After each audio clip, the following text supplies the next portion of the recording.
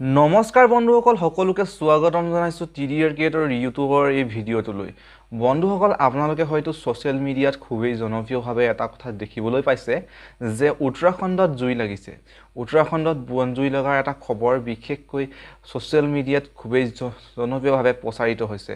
আসলতে এই কথাটোৰ সত্যতা কিমান তাৰ ওপৰতহে আমি ভিডিঅ'টো প্ৰস্তুত কৰিছো। বন্ধুসকল যোৱা বছৰৰ পৰা এই বছৰলৈকে উত্তৰাখণ্ডত কোনো ধৰণৰ জুই লগা নাই এই কথা শাৰীৰিক স্পষ্টীকৰণ দিছে উত্তৰাখণ্ডৰ পুলিচৰ ডিজিয়ে। এই ভিডিঅ'ত এই সম্পৰ্কে তেখেতে কি ক'লে আহকচোন আমি এই ভিডিঅ'টো চাই লৈ অলপমান বুজিবলৈ চেষ্টা কৰো। नमस्कार साथियों, बड़ी खेद की बात है कि कुछ लोगों द्वारा सोशल मीडिया पर उत्तराखंड में वनाग्नि के संबंध में, जंगलों में आग लगने के संबंध में झूठी पोस्टें प्रसारित की गई हैं।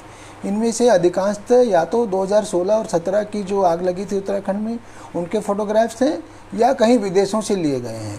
इस बात को जो प्रेस इन्फॉर्मेशन ब्यूरो है वो भी इसको कह चुका है फैक्ट फाइंडिंग में कि पूर्णतः झूठ है।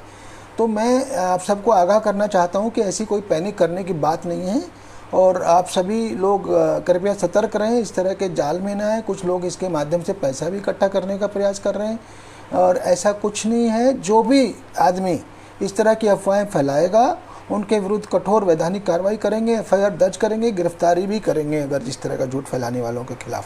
तो कृपया करके सतर्क रहें। তেন্তে বন্ধুসকল আপোনালোকে গম পালে যে এই বছৰ উত্তৰাখণ্ডত কোনো ধৰণৰ বনজুই ইতিমধ্যে হোৱা নাই।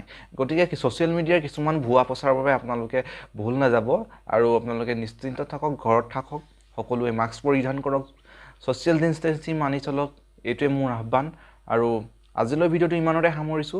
আকৌ এটা নতুন ভিডিঅ' লৈ মই বিতুপনে আপোনালোকৰ মাজত পুনৰ উপস্থিত হ'ম। আজিলৈ টাটা বাই বাই।